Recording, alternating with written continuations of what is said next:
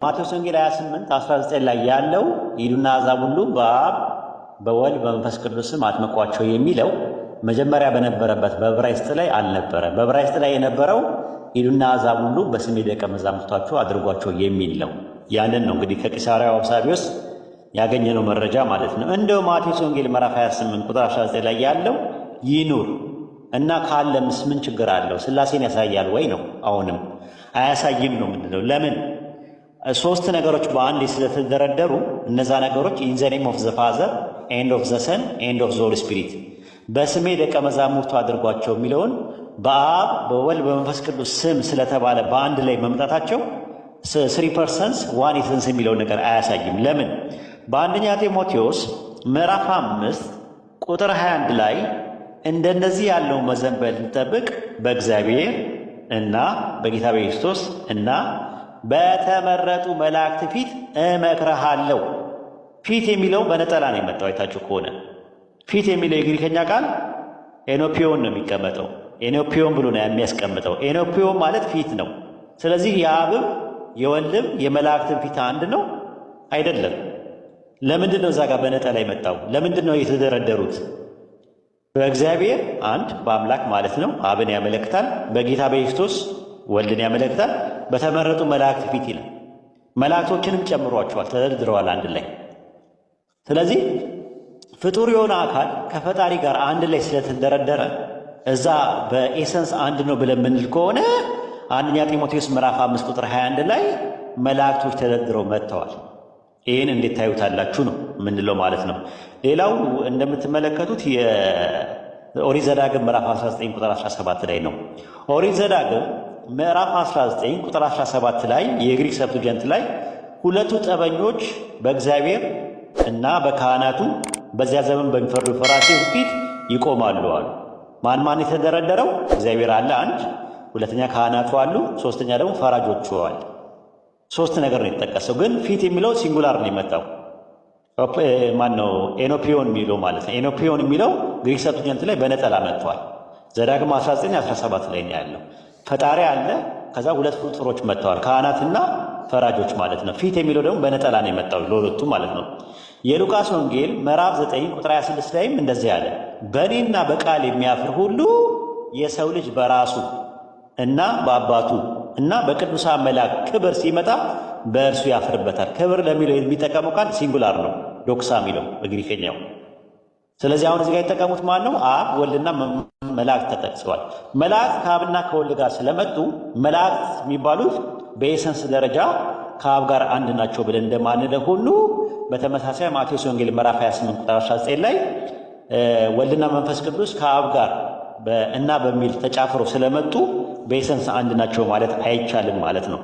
እንቀጥል። ስም የሚለው በነጠላ መጥቷል። ስለዚህ አብ ወልድ መንፈስ ቅዱስ አንድ አምላክ አንድ ኤሰንስ መሆናቸውን ያሳያል ብለው ይሞክታሉ። ነው ያም አያስኬድም። ኦሪት ዘጸአት ምዕራፍ 23 ቁጥር 13 ላይ የሌሎችን አማልክት ስም አትጥሩዋል። እንግዲህ አማልክት ማለት የተለያየ አማልክት፣ የፀሐይ አምላክ፣ የጨረቃ አምላክ ምናምን የተለያየ አምላክ አለ።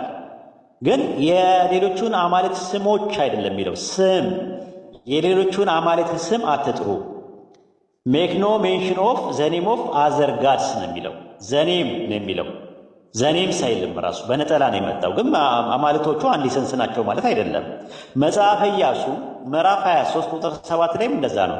የአማልክቶቻቸውን ስም አትጥሩ። የአማልክቶቻቸውን አማልክት ብሎ ከዛ በኋላ ሲንጉላር ፐርሰን አይታሰብም። ሲንጉላር ኤሰንስ የሚባል ነገር አይታሰብም። አማልክቶቻቸው ስም ነው የሚለው ራሱ። ናይዘር ሜክ ሜንሽን ኦፍ ዘኔም ኦፍ ዜር ጋድስ ነው የሚለው። ዘኔምስ አይደለም የሚለው። ኦሪት ዘዳግም ምዕራፍ 18 ቁጥር 20 ላይም እንደዛ ነው።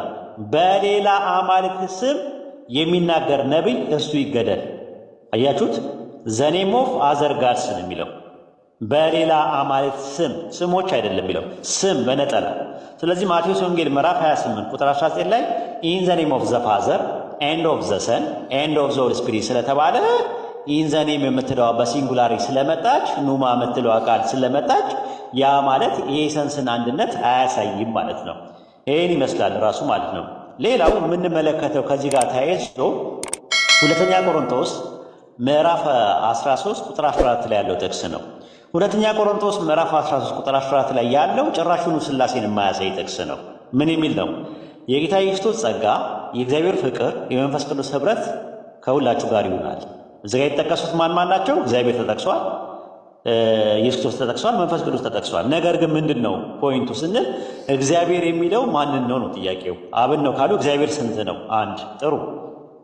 ሌላ እግዚአብሔር አለ? ከአንድ እግዚአብሔር ውጪ የለም። በቃ ስለዚህ አንድ እግዚአብሔር አለ፣ ወልድና መንፈስ ቅዱስ የሚባሉ ነገሮች አለ ነው። እኛ የምንለው ምንድን ነው? ሶስቱ አካላት አንድ እግዚአብሔር ናቸው የሚል ባይብል ላይ የለም ነው። ቀላል ጥያቄ ብትጠይቋቸው የእግዚአብሔር ልጅ ማን ነው ስትሏቸው ኢየሱስ ክርስቶስ ይሏቸዋል። የእግዚአብሔር አባት ማን ነው ብሎ ብትሏቸው እንደ እግዚአብሔር አባት አለው እንደ ይሏቸዋል። ኢየሱስ ክርስቶስ እግዚአብሔር አይደል እንዴ? ለምን የእግዚአብሔር አባት የሚል ባይብል ላይ ለምንድን ነው ያልተቀመጠው? አንድ ጥቅስ ለምንድን ነው ያጣነው? እግዚአብሔር ወልድ የሚል ነገር ለምንድን ነው ያጣነው?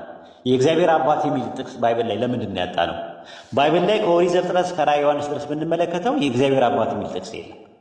ብዙ ጊዜ ስንወያይ ምንድን ነው የእግዚአብሔር አባት ማን ነው ብለን ስንጠይቃቸው እንዴ እግዚአብሔርማ አባት የለውም፣ እግዚአብሔር ልጅ ነው እንጂ ያለው አባት የለውም ይላሉ።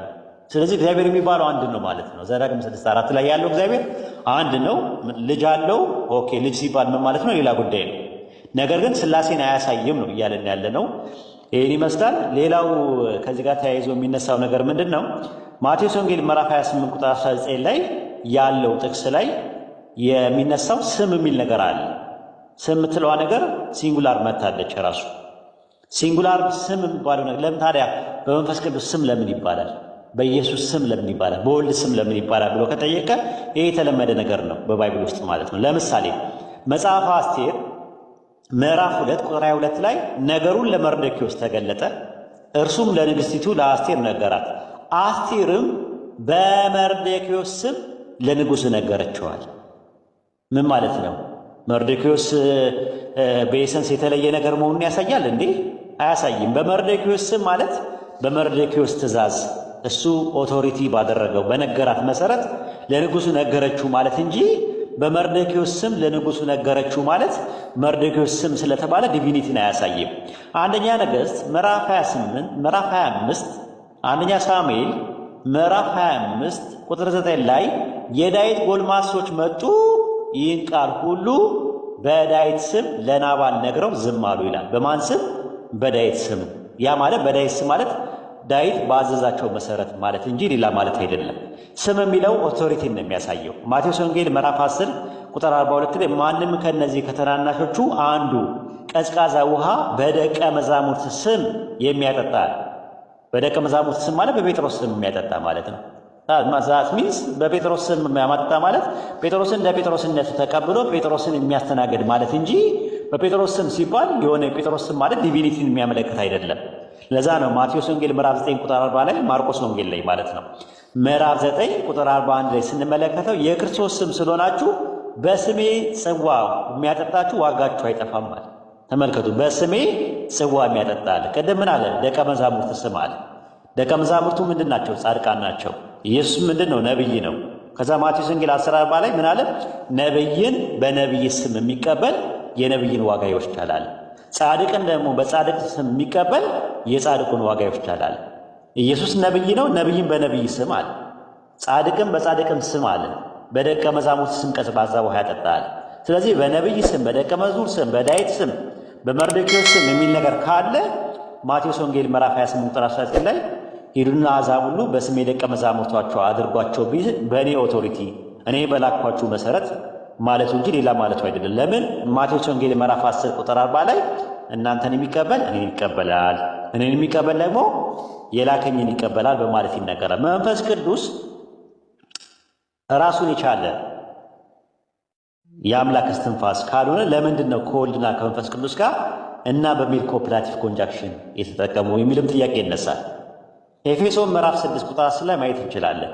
ፐርሰን ያልሆነ ነገር ፐርሰን ከሆነ ጋር ካይ በሚል ኮፕላቲቭ ኮንጃክሽን ኤንድ በሚል ነገር ወይም እና በሚል ተዛርፎ ሊመጣ ይችላል፣ ተጻምሮ ሊመጣ ይችላል። ኤፌሶን ምዕራፍ 6 ቁጥር 10 ላይ በቀረው በጌታና በኃይሉ ችሎት የበረታችሁ ነዋል። የኃይሉ ችሎት የሚባል የሆነ ፐርሰን ነው። የኃይሉ ችሎት የሚባል የሆነ አካል ላይ ያለው ነገር ነው እንዴ? አይደለም። ኖ ታዲያ ለምንድን ነው የተባለው ሲባል በቀረው በጌታና በኃይሉ ችሎት የበረታችሁ ይላል። ጌታና የኃይሉ ችሎት የሚባሉ ሁለት አካላት አሉ? አይደለም፣ እንደዛ አይደለም የሚያመለክተው። ሁለተኛ ተሰሎንቄ ምዕራፍ 1 ቁጥር 10 ላይ ምንድን ነው የሚለው? ከጌታ ፊትና ከኃይሉ ፊት ርቀው በዘላለማዊ ጥፋት ይቀጣሉ አለ። ኤንድ የሚል ነገር አለው እንግሊዝኛው። አማርኛው ደግሞ ምንድነው? ምህ የሚል ነገር አለ። ምህ ማለት ጥገኛ ምህላን ነው። ተጨማሪ ነገርን ለማሳየት ነው የሚመጣው በአማርኛ ማለት ነው። ኤንድ እንደማለት ነው። እናን የሚል መተካት ነው አማርኛ ላይ ማለት ምህ። ለምሳሌ ዮሐንስ ወንጌል 14:1 ላይ በእግዚአብሔር እመኑ በእኔም እመኑ ሲል ምህ የምትለዋ ጥገኛ ምላድ እንግሊዝኛው ላይ ኤንድ ብላ ነው የተጠቀመችው። ኢቭን በሚል ይጠቀማል።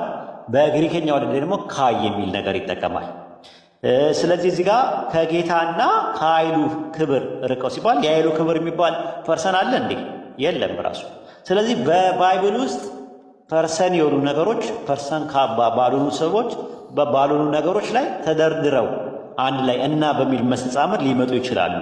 ሐዋርያት ሥራ ምዕራፍ 23 ቁጥር 8 ላይ ሰዱቃውያንም ትንሣኤ 1 መልአክ 2 መንፈስ የለም የሚሉ ናቸዋል። ስለዚህ ትንሣኤ የሚባለው ነገር መላእክትና መንፈስ ከሚለው ጋር በአካል ደረጃ ያለ ነገር አይደለም። መላእክቶች ፐርሰን ናቸው። ትንሣኤ ግን ፐርሰን የሆነ ነገር አይደለም፣ ራሱ ኮንሴፕት ነው። ነገር ግን ኮንሴፕቱ የለም የሚሉ ሰዎች ነበሩ። ግን ትንሣኤ የሚለው ፐርሰን ከሆነ ነገር ጋር ኮፕላቲቭ ከሆነ ኮንጃክሽን ጋር አብሮ መጥቷል። ያ ማለት ግን ያ ነገር ፐርሰን ነው ማለት አይደለም። ስለዚህ ማቴዎስ ወንጌል ምዕራፍ 28 ቁጥር 19 ላይ የሥላሴን ትምህርት የሥላሴን ሐሳብ የሚያብራራ አይደለም። የሥላሴ ሐሳብ ምንድን ነው? እግዚአብሔር በስም በአካል በግብር ሶስት ነው። ወይም ደግሞ በሌላ አባባል እግዚአብሔር ሶስት አካላት አሉት፣ በሶስት አካላት ተገለጠ፣ በአብ በወልድ በመንፈስ ቅዱስ ተገለጠ የሚል ማቴዎስ 28:19 ላይ ይሄዳል።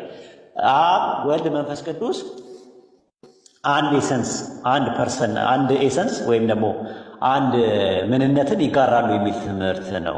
ማቴዎስ ወንጌል ምዕራፍ 28 ቁጥር 19 ላይ አብ ወልድ መንፈስ ቅዱስ አንድ አምላክ ናቸው የሚል የለውም ማለት ነውና ይህን ይመስላል ከብዙ በጥቂቱ ማለት ነው።